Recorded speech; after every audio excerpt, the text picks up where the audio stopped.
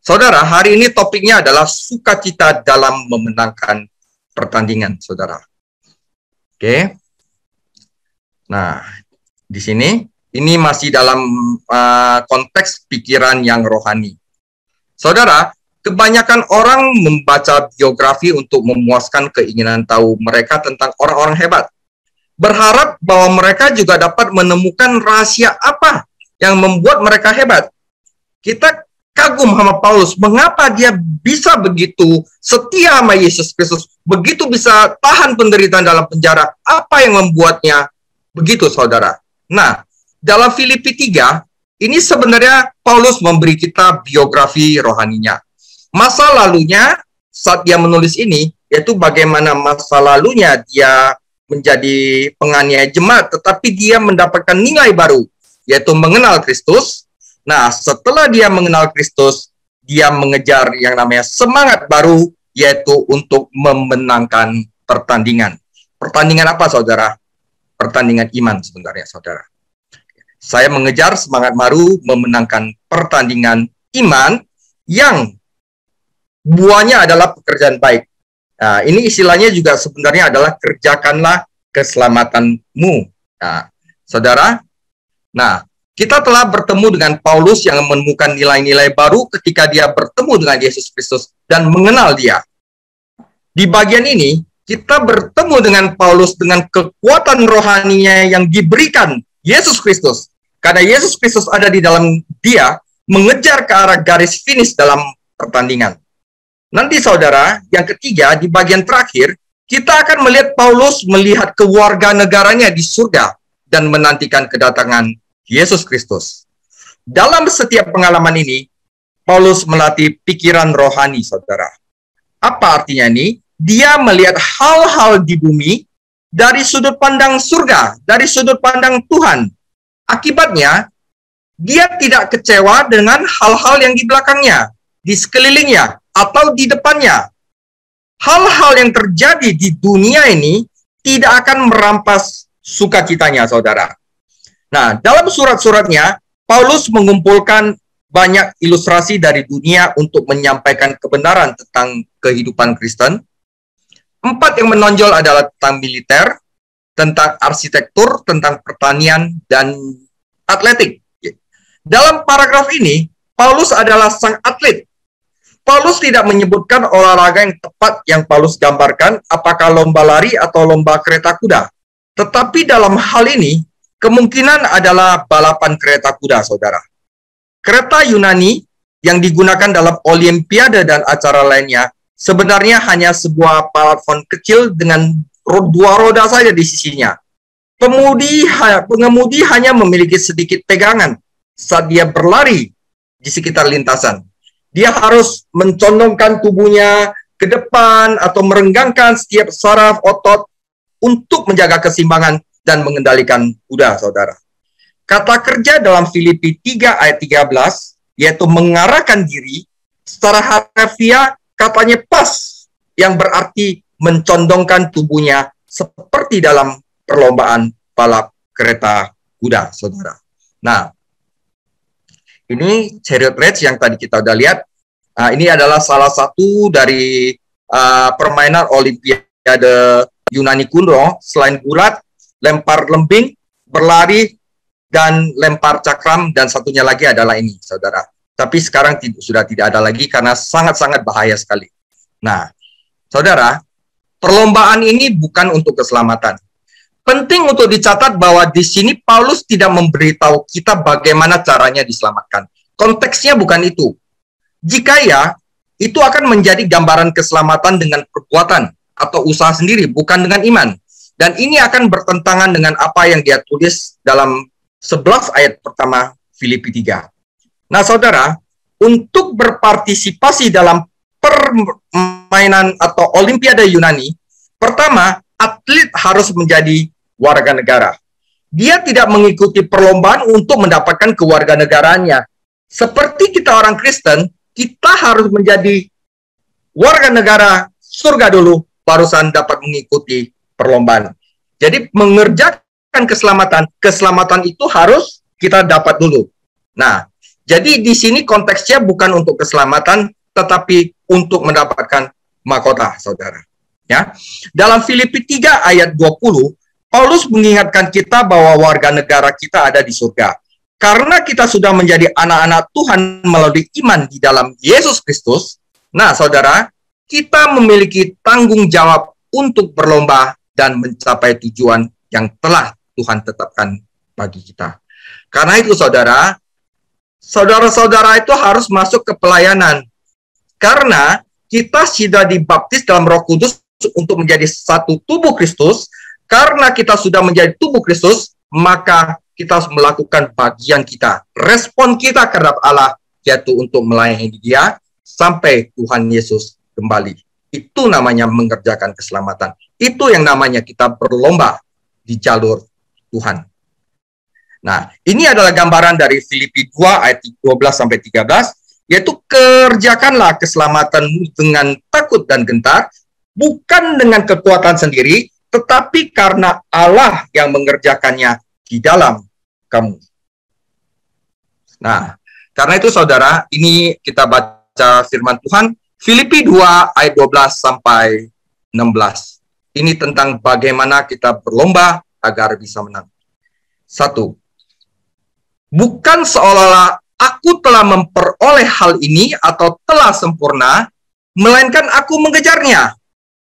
Kalau aku dapat juga menangkapnya, karena aku pun telah ditangkap oleh Kristus Yesus. So, bayangin, bukan aku telah memperoleh hal ini. Yang pertama, saudara, untuk memenangkan perlombaan, kita tidak boleh mudah puas tentang pencapaian rohani kita. Paulus sangat sempurna, tapi dia katakan, saya belum sempurna. Bukan seolah-olah aku telah sempurna, tetapi aku tetap mengejarnya. Saudara-saudara, aku sendiri tidak menganggap bahwa aku telah menangkapnya. Tetapi ini yang kulakukan, aku melupakan apa yang telah di belakangku, dan mengarahkan diri kepada apa yang ada di hadapanku. Pengabdian dan arah, saudara. Dan berlari-lari kepada tujuan untuk memperoleh hadiah, yaitu panggilan sorgawi dari Allah dalam Kristus Yesus. Tekad, saudara, usaha yang intens.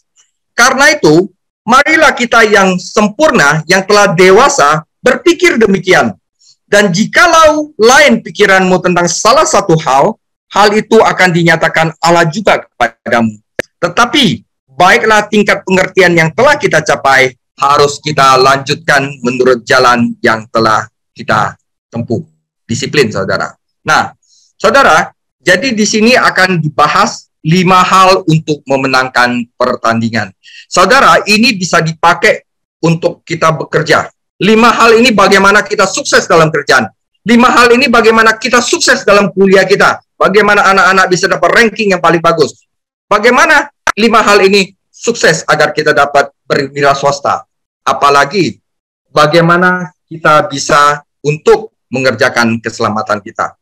Nah, setiap orang percaya itu berada di jalurnya, saudara. Karena kita masing-masing itu ada kehendak Allah yang diberikan kepada kita melalui Roh Kudus.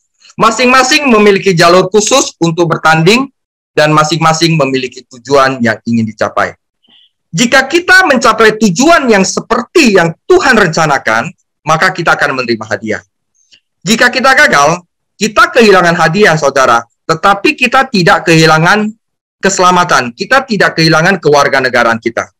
Nah, kita semua ingin menjadi orang Kristen yang menang dan memenuhi tujuan untuk keselamatan kita. Nah, apa yang penting untuk memenangkan perlombaan dan suatu hari menerima hadiah yang dijanjikan? Saudara, hal-hal yang penting untuk memenangkan perlombaan, yang pertama adalah tidak mudah puas, yang kedua adalah pengabdian, yang ketiga adalah arah, yang keempat adalah tekad, yang kelima adalah disiplin. Seperti yang telah dibahas, yang dituliskan dalam firman Tuhan tadi.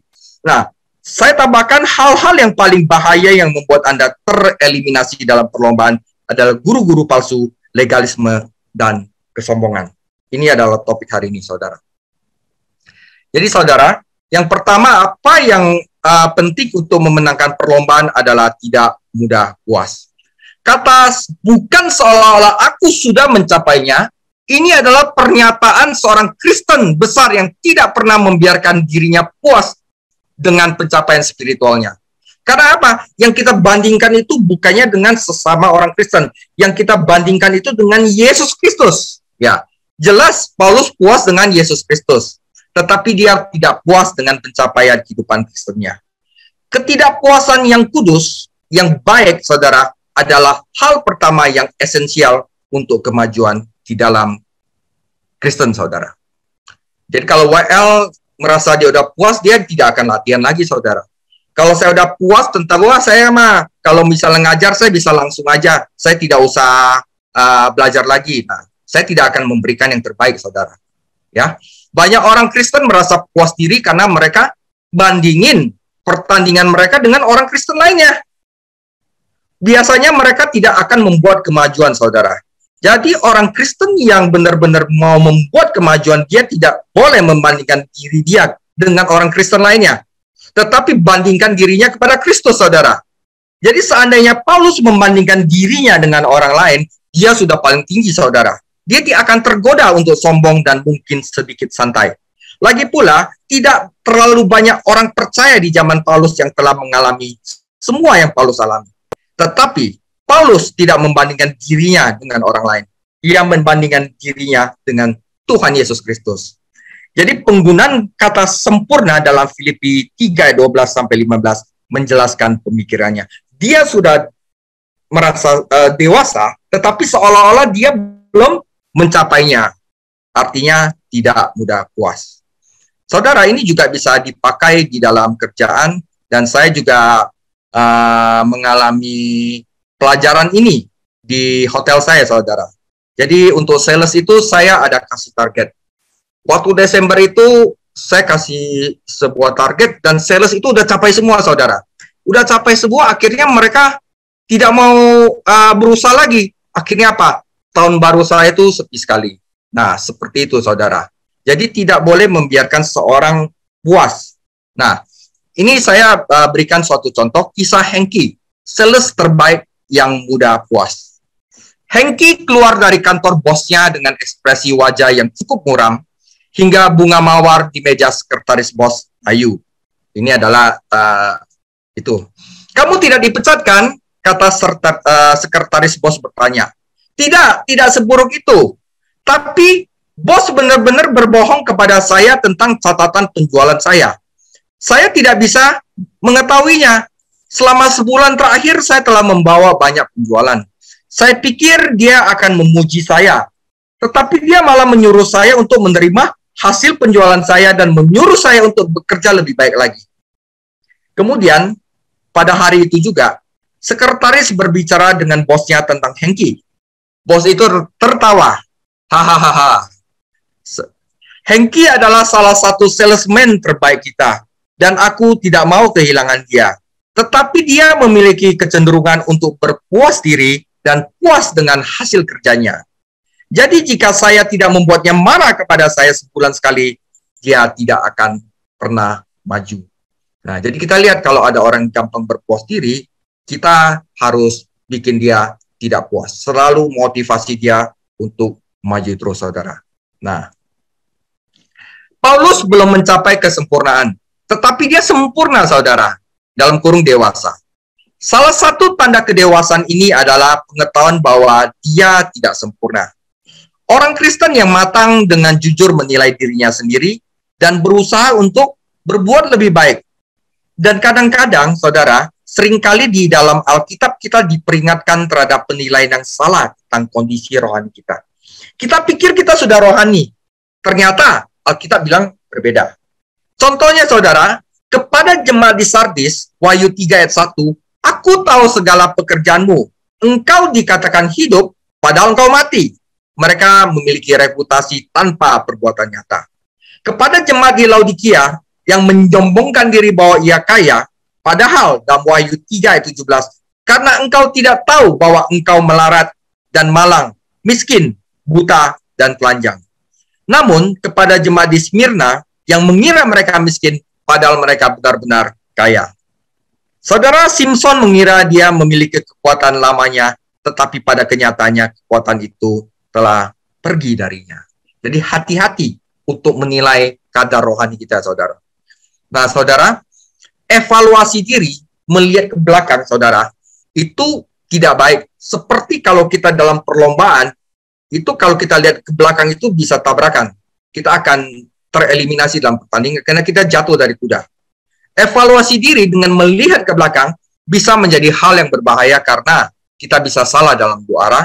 Kadang-kadang kita membuat kita merasa lebih baik dari potensi kita, atau membuat kita ternyata nggak seperti sebenarnya, lebih buruk dari sebenarnya.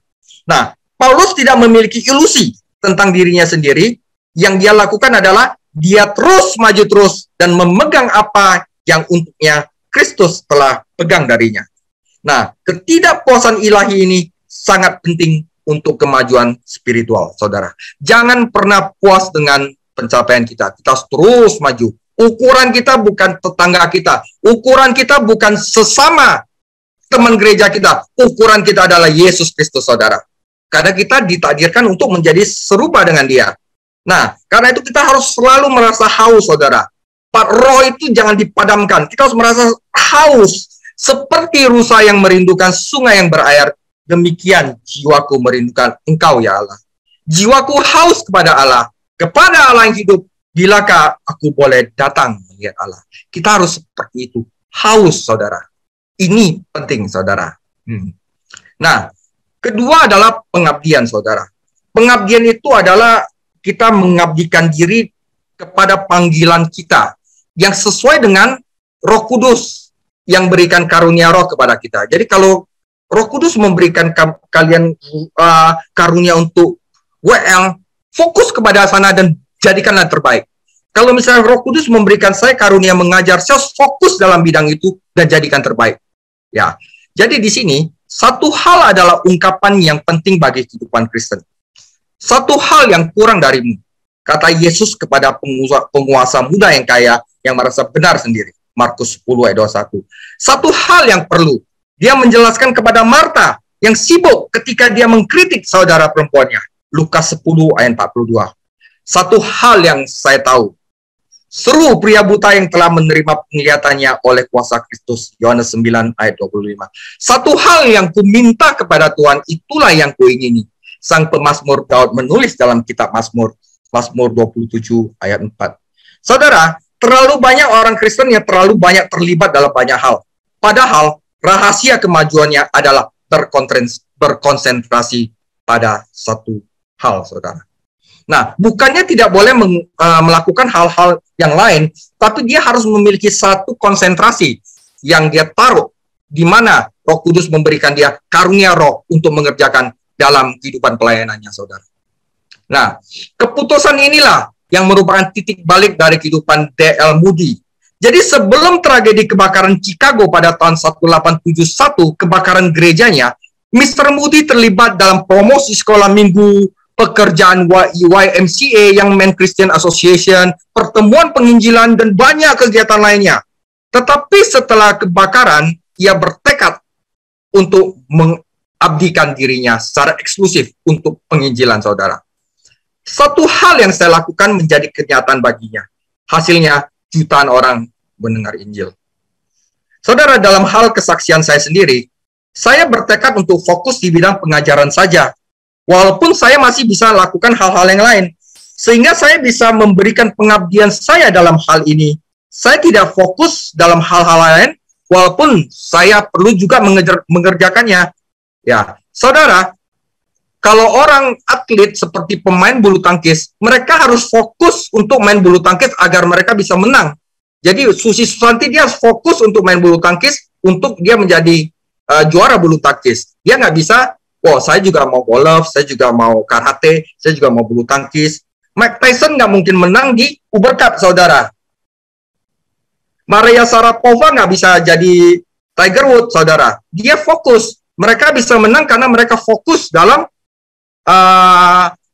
bidang dia, saudara.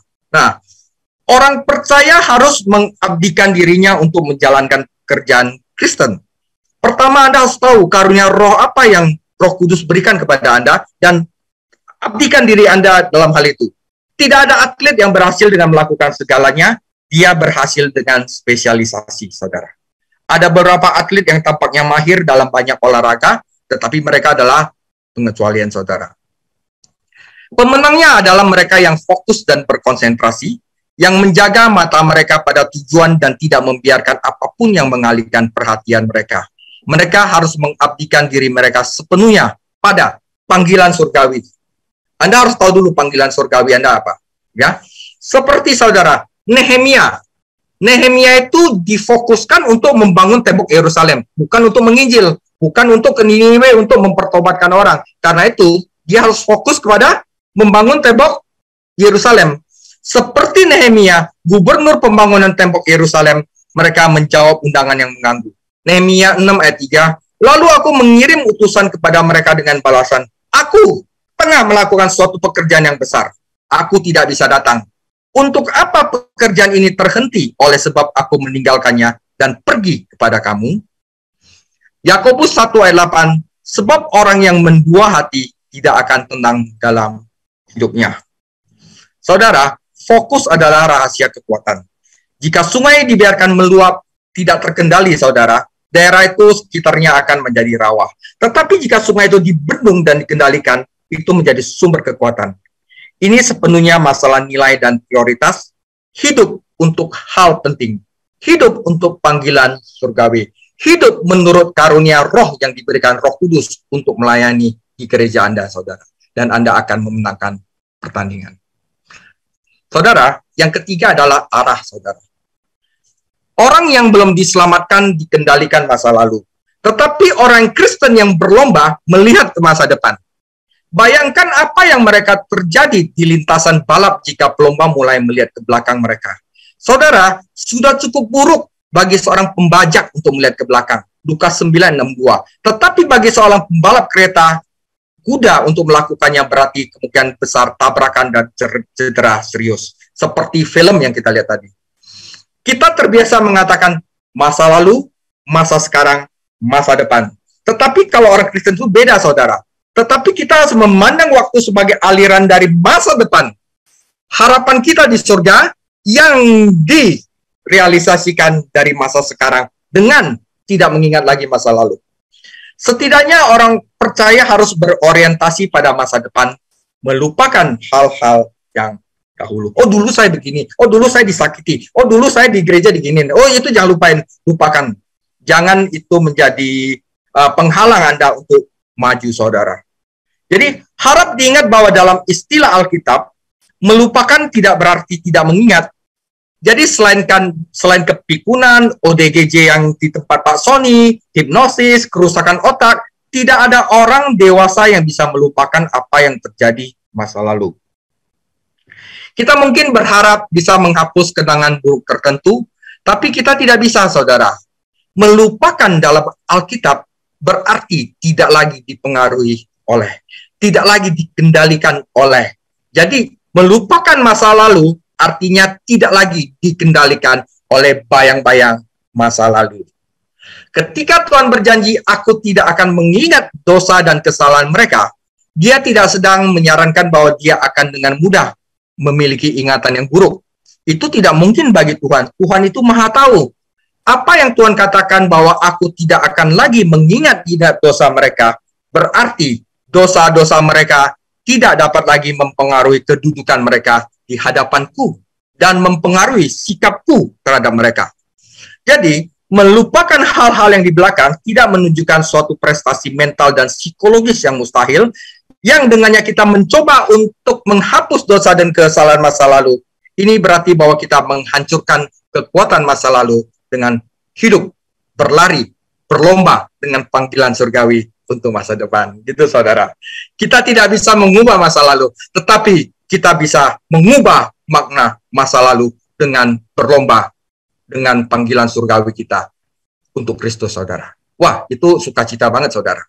Nah, ada hal-hal di mana Paulus, yang masa lalu Paulus yang bisa menjadi beban untuk menahannya. 1 Timotius 1 ayat 12. Aku bersyukur kepada dia yang menguatkan aku, yaitu Kristus Yesus Tuhan kita. Karena Ia menganggap aku setia dan mempercayakan pelayanan ini kepadaku.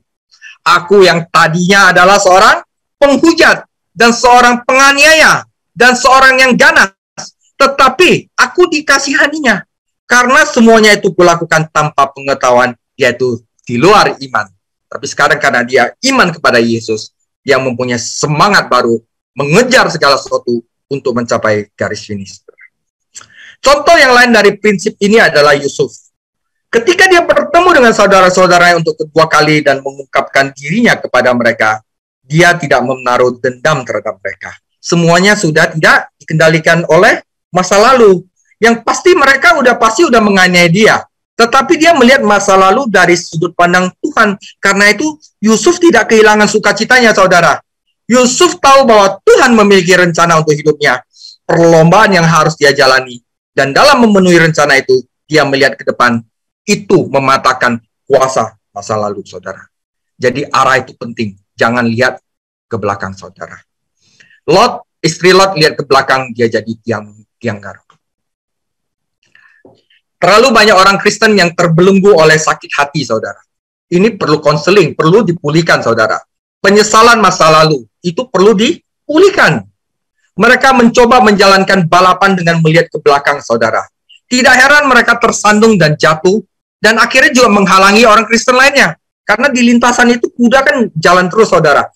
Kalau misalnya ada orang yang jatuh, orang itu akan kena, ya. Beberapa pelari Kristen sedang terganggu oleh keberhasilan masa lalu juga. Wah, dulunya saya sukses di sana. Sekarang kok saya begini.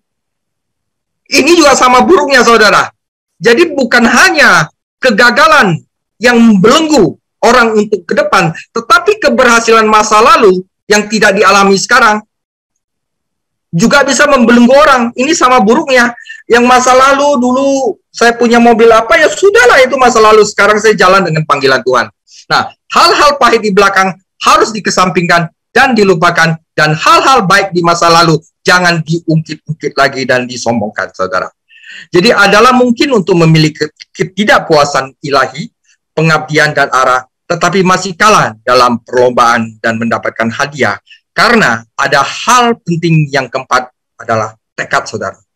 Usaha yang intens, pengen banget gitu loh. Nah, saudara, keempat adalah tekad.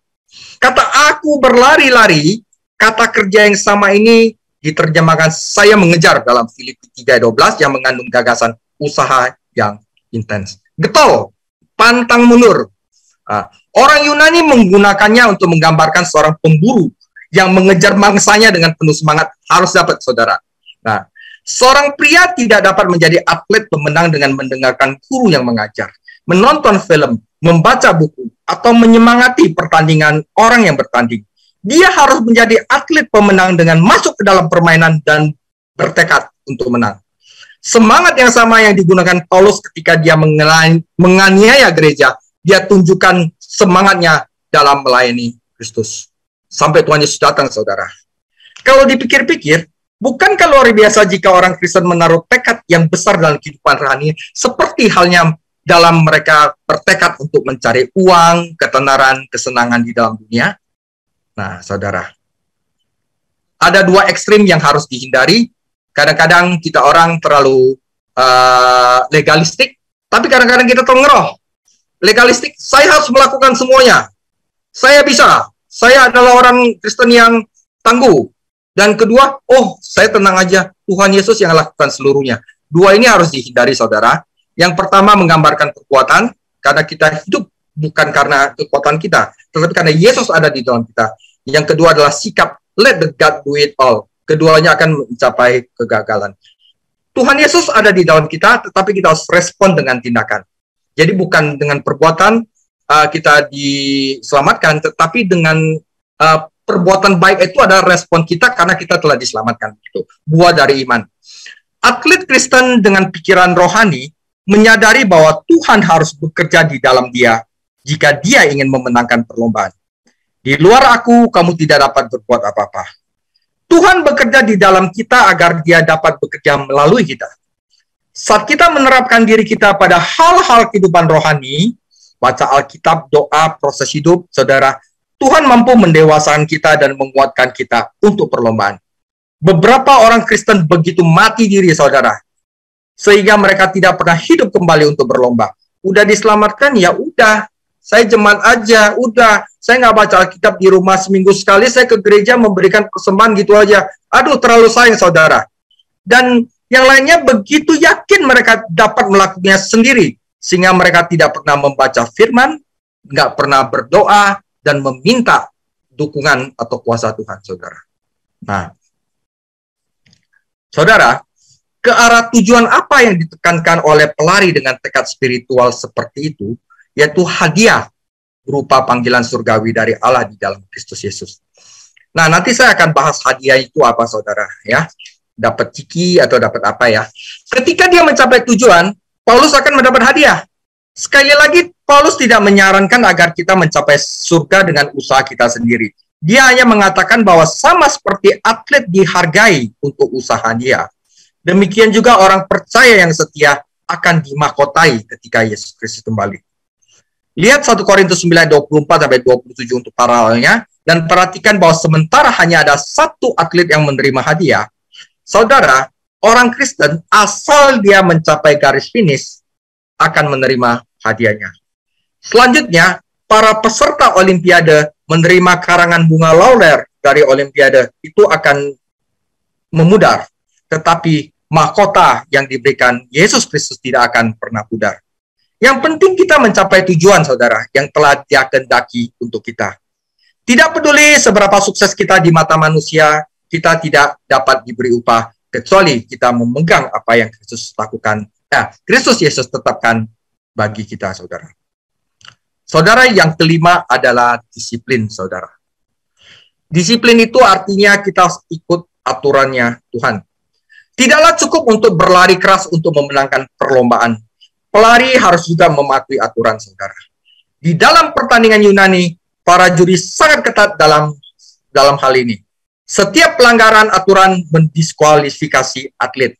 Dia tidak kehilangan kewarganegaranya, meskipun mempermalukannya, tetapi dia kehilangan hak istimewanya untuk berpartisipasi dan memenangkan hadiah. Dalam Filipi 3, 15-16, Paulus menekankan pentingnya orang Kristen mengingat aturan-aturan rohani yang ditetapkan dalam firman Tuhan. 1 Korintus 9:25. Tiap-tiap orang yang turut mengambil bagian dalam pertandingan menguasai dirinya dalam segala hal. Mereka berbuat demikian untuk memperoleh suatu mahkota yang fana.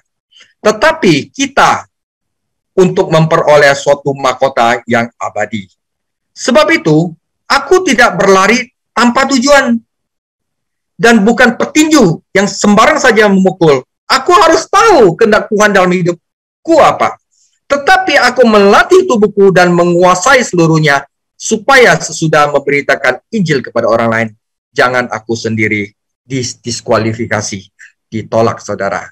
Nah, jangan sampai aku memberitakan Injil tentang iman kepada Yesus Kristus, saya mulai mempunyai pengertian bahwa orang harus diselamatkan melalui perbuatan. Nah, itu artinya gitu, saudara. Nah, jika atlet tersebut berhenti berlatih, ia didiskualifikasi. Jika dia melanggar aturan permainan, dia didiskualifikasi. Tidak ada kontestan dalam permainan yang dimahkotai kecuali dia yang bertanding menurut aturan. Masalahnya bukan apa yang dia pikirkan, apa yang penonton pikirkan, tetapi apa yang juri katakan, yaitu Yesus Kristus. Suatu hari, setiap orang Kristen akan berdiri di hadapan tahta pengadilan Kristus. Bema, saudara. Jadi kata bema di sini, Judicial Court, Justice, ini sama seperti waktu pemenang Olimpiade itu berdiri dan dikasih karangan bunga laurel, itu persis namanya bema. Jadi di sini bisa refer to human or divine judgment, saudara.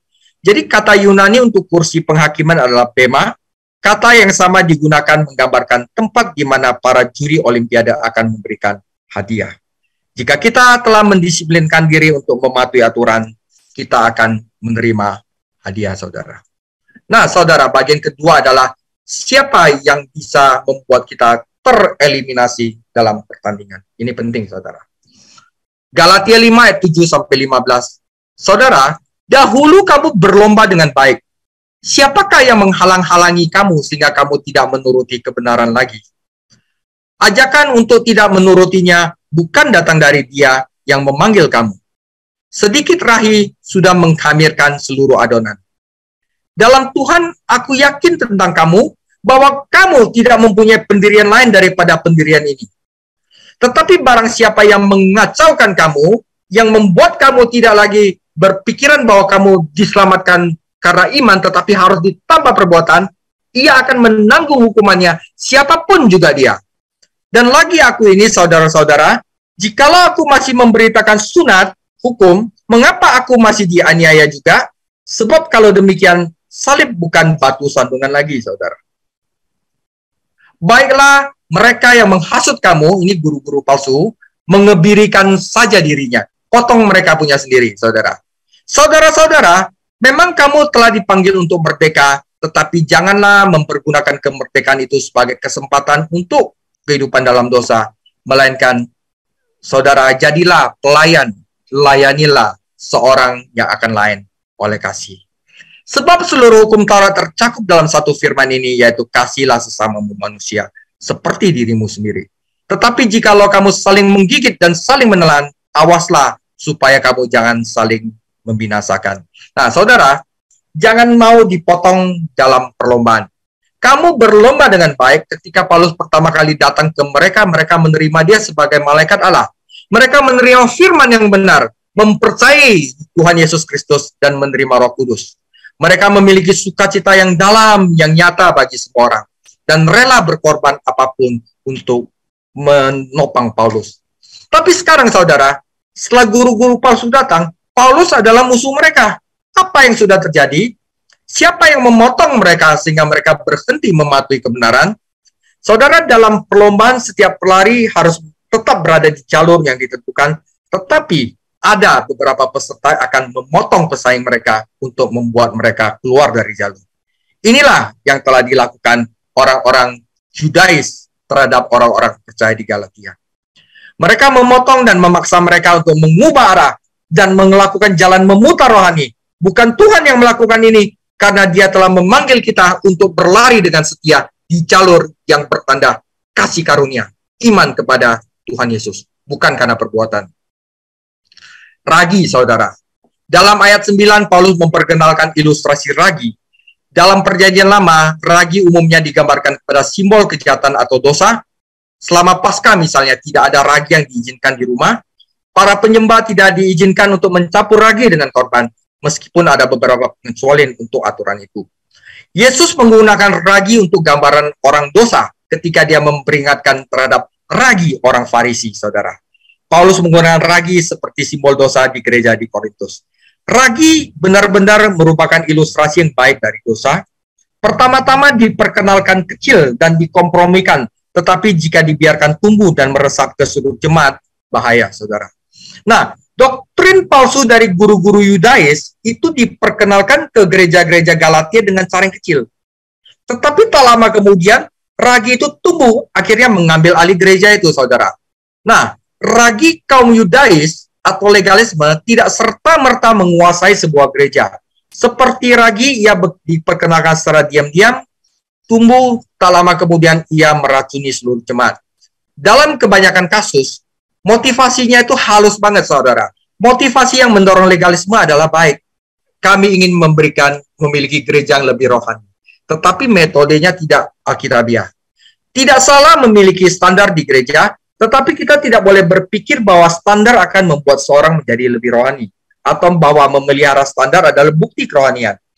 Saudara, betapa mudahnya ragi itu tumbuh. Tak lama kemudian, kita akan menjadi bangga dengan kerohanian kita. Sombong adalah cara Paulus mengatakannya, dan itu yang dilakukan oleh ragi. Mengembang, saudara. Sombongnya mengembang.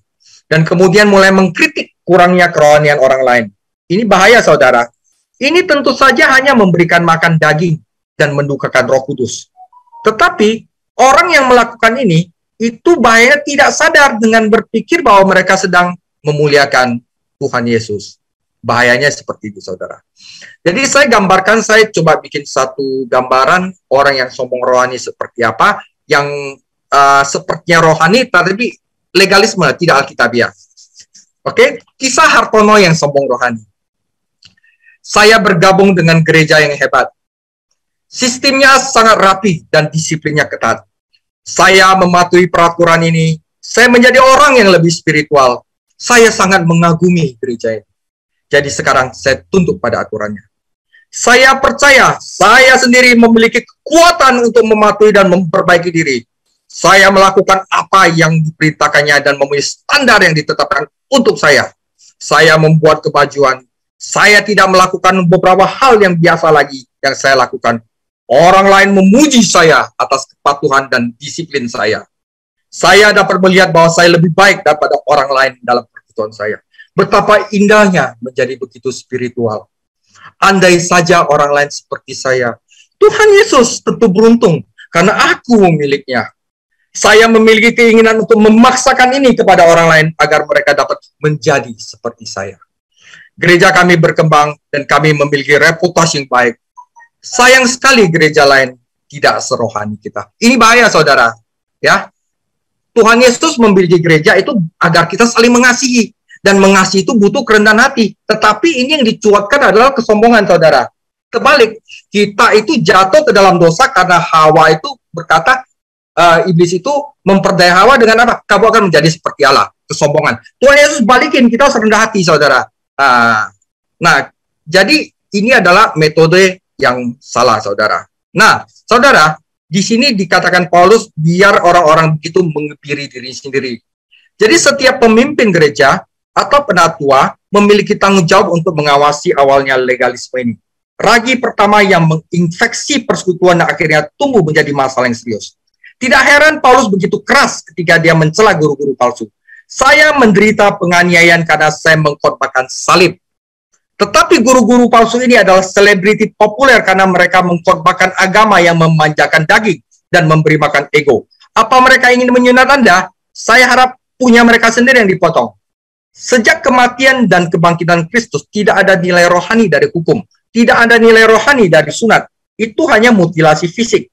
Paulus berharap guru-guru palsu akan memutilasi diri mereka sendiri, mengebiri diri mereka sendiri, dan maksud rohaninya agar mereka tidak menghasilkan lagi anak-anak budak, saudara.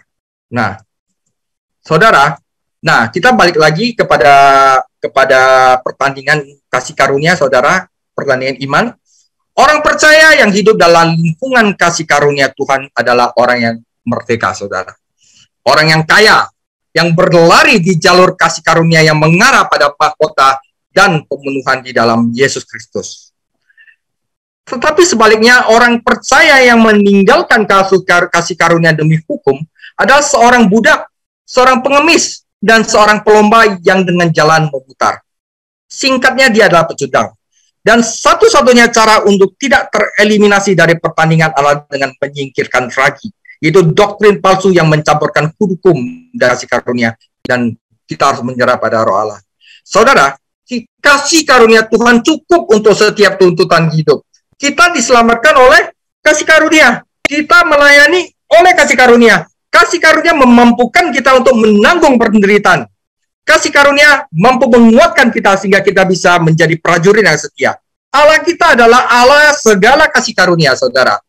Kita bisa datang ke tata kasih karunia dan menemukan kasih karunia untuk membantu kita dalam segala kehidupan kita. Saat kita membaca Alkitab yang merupakan firman kasih karunia-Nya, roh kasih karunia mengungkapkan kepada kita betapa kita kayanya kita di dalam Yesus Kristus.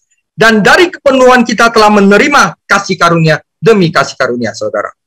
Nah, saudara, kepada jemaat di Philadelphia, saudara, Tuhan Yesus sendiri mengklaim tulisan Paulus itu benar. Dia katakan, Wahyu 3 ayat 10, karena engkau menuruti firmanku dan tekun menantikan aku yang harus kita lakukan sekarang, maka saudara, aku pun akan melindungi engkau dari hari pencobaan yang akan datang ke seluruh dunia untuk mencobai mereka yang di atas bumi. Aku datang segera, kata Tuhan Yesus. Peganglah apa yang ada padamu. Jangan mau diselewengkan oleh guru palsu. Supaya, saudara, supaya apa? Tidak ada seorang pun mengambil mahkotamu. Barang siapa menang, saudara, kata Tuhan Yesus, ia akan kujadikan soko guru di dalam bait suci Allahku. Aku mau, saudara. Dan ia tidak akan keluar lagi dari situ. dan padanya akan kutuliskan nama Allahku, nama kota Allahku, yaitu Yerusalem baru yang turun dari sorga dari Allahku, dan namaku yang baru, saudara. Ini hadiahnya, saudara. Nah, jadi gambaran mahkota itu juga berasal dari acara olahraga Olimpiade itu, di mana sang juara menerima mahkota laurel seperti ini, saudara. Nah, Tuhan Yesus berkata bahwa jika pengikutnya tetap pada jalurnya, mereka akan menang dalam perlombaan ini atau kontes iman mereka. Jadi istilahnya apa? Dari sekarang sampai nanti Tuhan Yesus datang sendiri, tetaplah Anda beriman kepada Yesus Kristus, dan tetaplah Anda bilang keselamatan bukan karena perbuatan saya, tetapi karena Yesus Kristus ada di dalam saya. Karena itu saya bisa berlomba untuk mencapai garis finish. Jadi pengertian tentang pilar dengan nama yang dicantumkan, saudara, dalam konteks Yunani Romawi, itu kalau misalnya di zaman Olimpiade itu, kalau orang menang, itu namanya diukir dalam prasasti. Nah, dalam prasasti kehormatan tersebut telah ditemukan oleh para arkeolog dan menemukan gambaran yang diungkapkan dalam Wahyu. Jadi, yang benar dan yang kudus dengan kunci Daud ini, yaitu Yesus Kristus, menawarkan banyak penghargaan besar bagi mereka yang kun, saudara. Nah, saudara, siapa yang nggak mau dimahkotai oleh Tuhan Yesus karena menang? Menjadi soko guru, saudara. Ya, jadi dapat mahkota kehidupan, dan namanya terukir di surga, saudara. Ya, siapa yang nggak mau? Saya mau, saudara. Maka itu saya akan tekun, saudara. Berlari-lari ya tujuan saya, saudara. Nah, ini nggak apa-apa. Jangan. Jadi, saudara, merupakan pengalaman yang penuh sukacita, saudara, untuk menjalankan pertandingan setiap hari dengan kita tetap memandang pada Tuhan Yesus. Ibrani 12 ayat 2, marilah kita melakukannya dengan mata yang tertuju kepada Tuhan Yesus, yang memimpin kita dalam iman dan membawa iman kita kepada kesempurnaan. Dengan mengabaikan kehinaan tekun, saudara, kita harus memikul salib setiap hari. Sebagai gantinya, sukacita yang telah disediakan bagi Dia yang sekarang duduk di sebelah kanan tata Allah. Kemudian kita akan berdiri di depan bema untuk menerima hadiah kita. Janji masa depan yang gilang gemilang inilah yang memotivasi Paulus memenangkan pertandingan sampai akhir, dan ini juga dapat memotivasi kita, saudara. Saudara, tetaplah bertanding pada jalur kasih karunia dengan mempertahankan iman kepada Tuhan Yesus, bukan dengan kemampuan sendiri untuk mematuhi hukum. Jangan mau diperdaya oleh guru-guru palsu dengan legalismenya yang kembali memperbudak kita sehingga kita tereliminasi dari pertandingan iman dan menjadi miskin, saudara. Saudara, maukah Anda memenangkan pertandingan iman? Hasilnya adalah sukacita di bumi, saudara. Oke? Nah, demikian firman Tuhan. Minggu depan itu jangan lewatkan, karena penting sekali bagaimana kita tahu bahwa nama kita tercatat di surga, saudara. Dan itu menghasilkan sukacita. Nah, Tuhan Yesus memberkati, saudara.